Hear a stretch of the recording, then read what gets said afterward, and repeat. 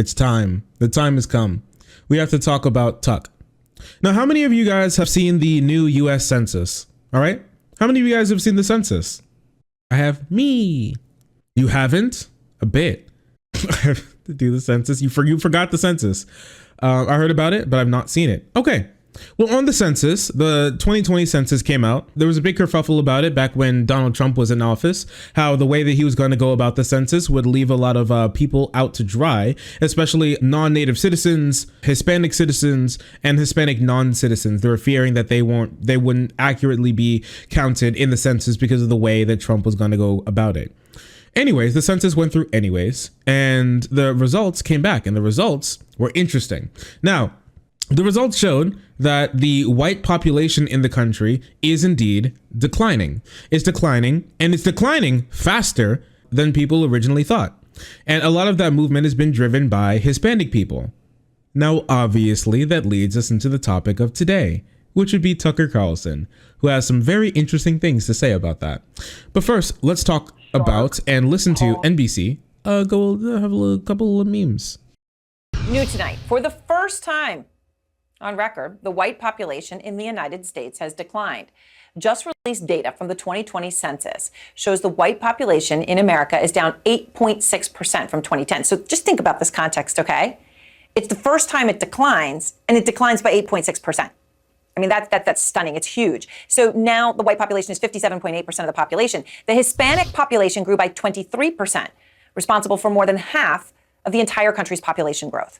More than half coming from Hispanics. Now, the population overall increased by more than 62 million across the country. And in California, the Hispanic population became the largest racial or ethnic group in the state for the first time, now making up 39% of the state's population. So obviously it's not a majority, but it's the biggest single group. So this is as... Guys, California has been taken over by the non-white.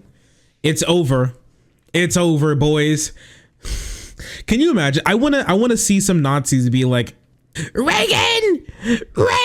They see the census come out and they sit up on their bed and like chip flakes, their little like waifu dolls roll off the bed and they just like screaming at the sky, Reagan! What have you done? What have you done? And they're crying in their bed.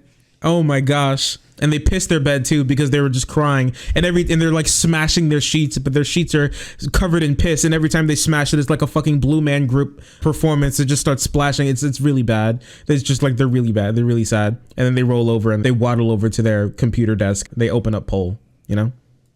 As the data shows, much of America's population growth was in the South and West. That, of course, is not a surprise.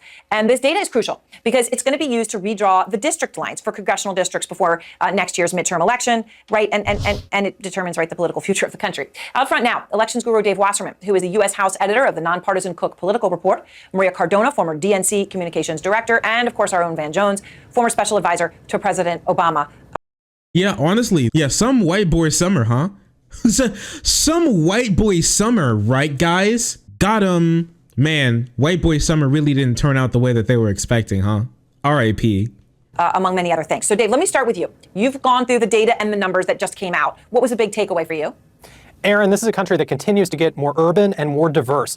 Non-Hispanic whites were just 57.8% of the population in this census. That's 2 points lower than the pre-census estimates suggested. It's 6 points lower than it was in the 2010 census. And the Latino undercount that a lot of Democrats and advocacy groups feared heading into this census as a result of the chilling effect from the Trump administration, it didn't materialize in the data that we saw today. In fact, Hispanics were 18.7% of the U.S. population, which is even a tenth of a point higher than the benchmark estimates suggested. That will keep more power in urban areas of Texas and California. More good news for Democrats were that the counts from big cities like Chicago and New York came in a bit higher than the estimates suggested. And those are states where Democrats are really hoping to draw the lines in their favor. Now, we're moving into a critical phase here, and that's redistricting. And that's where Republicans hold a net advantage when it comes to redrawing the... Yeah, they're very urban. Wow, we held on to so many urbanites. Political boundaries for the next decade. They could gain between 0 Yeah, this woman's face does look a little weird. I mean, like, she's making a weird facial expression. I feel like she's holding something back, like she wants to say something. I don't know. 10 seats, thanks to their advantage in Florida, North Carolina, Georgia, and Texas. Wow. And keep in mind, they only need 5 seats to take back House control in 2022.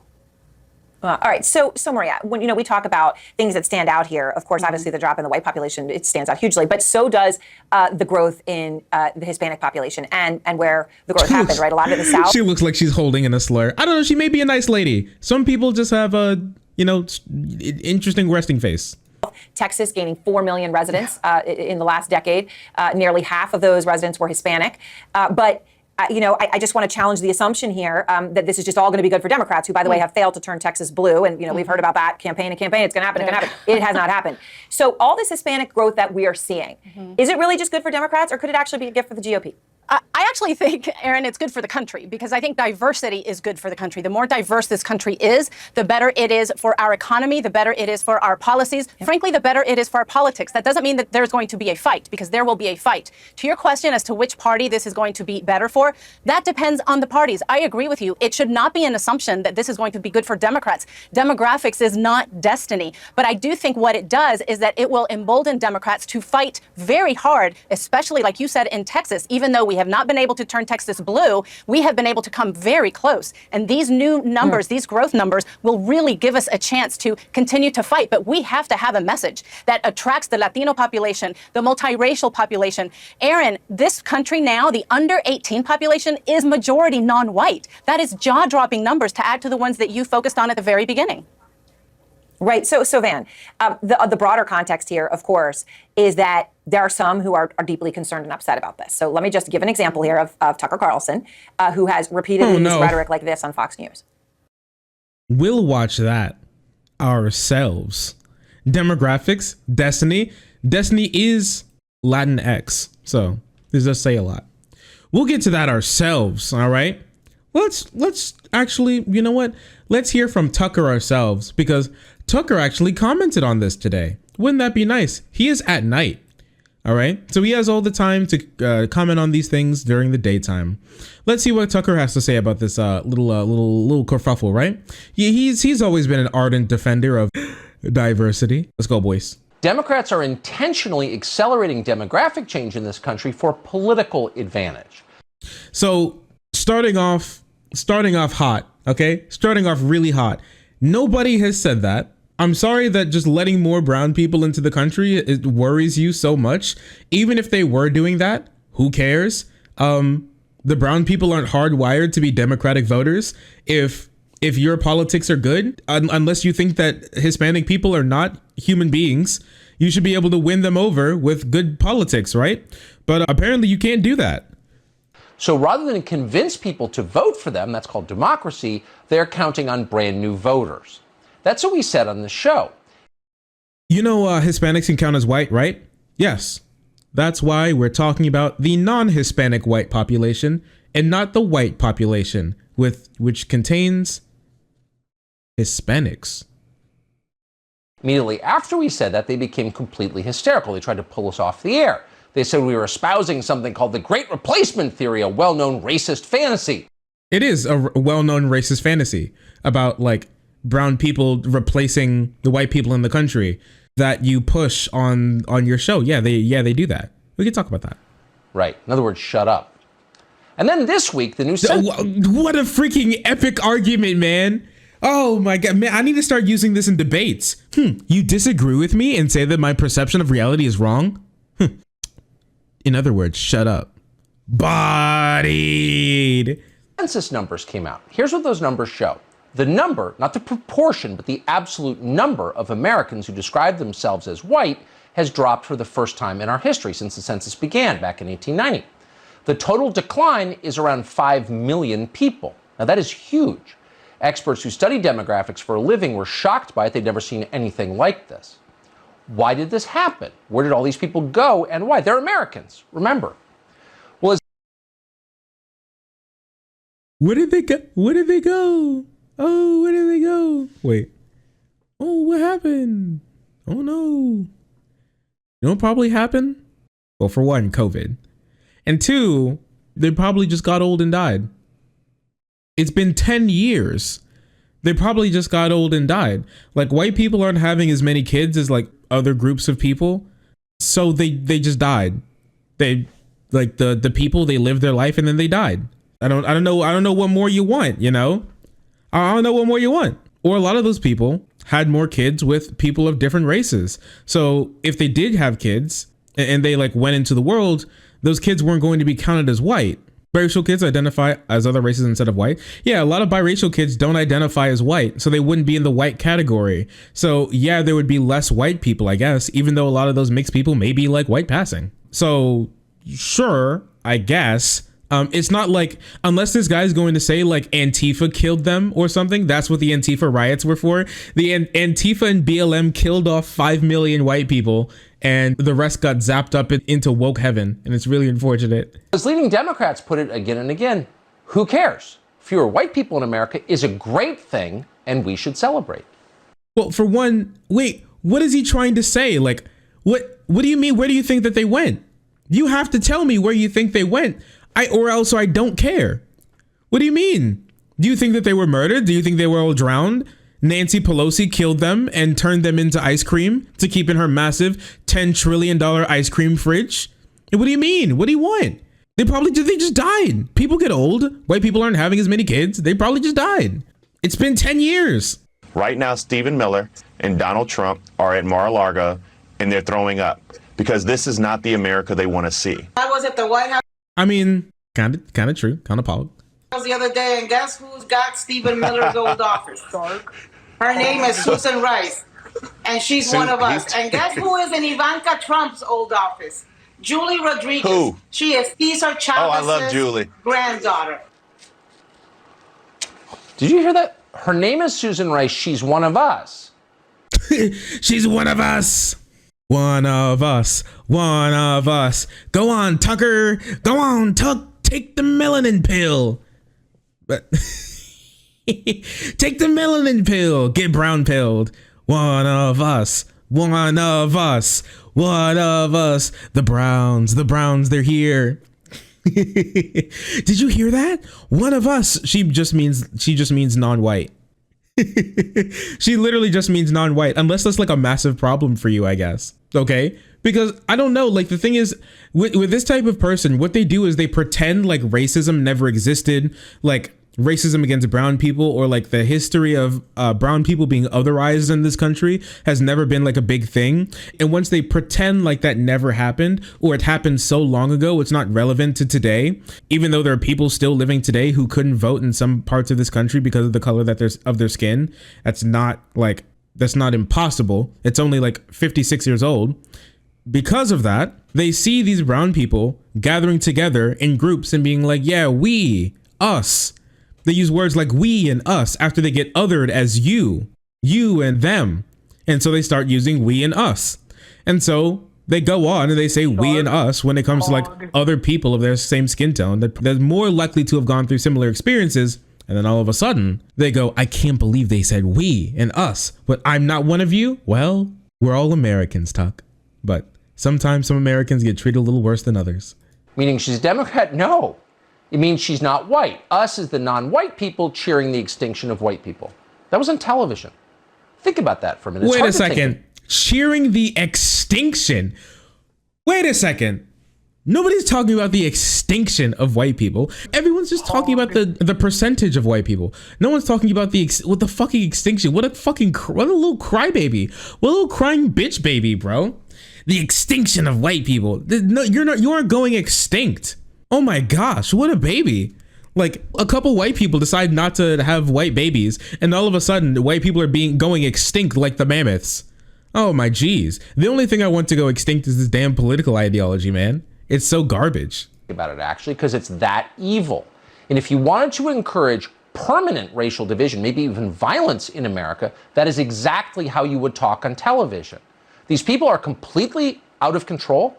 They are dangerous. And it's not just CNN analysts who are talking this way. By the way, once again, there is no more divisive thing that you could say on television. There's no way you could more quickly and more permanently wreck the country than to encourage people to gloat over the decline of a race. Seriously? Imagine any other.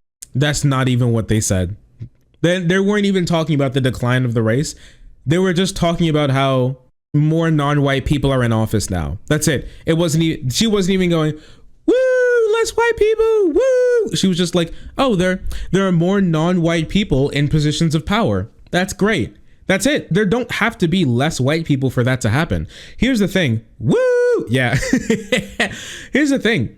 Tucker Carlson foments a lot of violence. Almost everyone who went to the Unite the Right rally watches Tucker. Everyone who raided into the Capitol, just about everyone watched Tucker. All of these people get their views and their talking points from people like Tucker. And to sit here and think, to pretend like this guy has no part to play in a lot of the radicalization is actually just a farce. It's a game. It's stupid. It's just untrue is what it is. It's just untrue. Here's the thing. The quickest way to get people to go out into the streets and commit violence is to tell people that they're living in a war zone. And that's exactly what people like Tucker do. The country's being taken from you. Everything is being destroyed. And they hate you and they want to see you dead, when none of that ever happened. None of that has ever happened. They weren't gloating that there are less white people in the country. They were happy that there were more non-white people in positions of power, because for a very long time in this country, a lot of non-white interests have been completely looked over or demonized in this country, and they were otherized and they were not a part of the community at all. It's really ridiculous. There's no reason for that to happen. And so we should be happy that that's happening. We should be happy that that's happening. A more diverse country is typically better. If there's more people in positions of power to talk about issues that they're more privy to because of their upbringing, that means more people are probably going to be covered, and less people are going to be left out of bills that come through because there are more people there to even talk about and understand that. That's a great thing. White people aren't going extinct. And their choice not to have as many kids, specifically white kids, has no bearing on anybody else and has no bearing on their extinction. That using words like extinction and the country being taken from you, like you're in a war zone and they're going to change your like way of life fundamentally, when we just want like more diversity and more inclusion. That's the way. That's the way that you foment hate and divisiveness. That's the way you do stochastic terrorism. There's a reason why the Christchurch shooter was like a big fan of people like Tucker Carlson and Tim Pool and Ben Shapiro and Lauren Southern. There's a reason why people from the Unite the Right rally watch like Nick Fuentes and Tucker Carlson and those people once again. There's a reason why the people who tried to kidnap the governor of Michigan watch Tucker Carlson and Tim Pool and Steven Crowder and Ben Shapiro. There's a reason why these people always flock to these right-wing shows, because they tell them what they want to hear and they help radicalize them even further. The pipeline, we talked about the right-wing pipeline a lot back in 2016 to 2019, but the pipeline is mostly gone. But the problem is the pipeline doesn't need to exist anymore. The pipeline has done its job. It's already polluted the pond. The right doesn't need the pipeline anymore because they've soaked up so many alt-right talking points that they're just like one and the same. The only difference between people like Tucker and people like Richard Spencer is that Richard Spencer is he's a little bit more angry, and he says more inflammatory things, but Tucker says about the same things, just in a little bit of a different way. When Tucker goes onto a show and says that if the left keeps being nice to gay people and helping brown people's communities get better, that they may have to choose fascism. Tell me what the fundamental difference between that and in like a white nationalist or white supremacist is. No, I don't know. No, I don't know if Tucker is a white supremacist himself. I wouldn't use that word for him. All I'm saying is that he has many of the same talking points as one. But you know, we all sound similar to some people at some points in time. This is ridiculous. And this just shows how evil this person really is. You want to talk about real evil? Hog. It was right in front of us. Yeah, Richard Spencer doesn't wear bow ties. Yeah, he knew they looked stupid before Tucker did.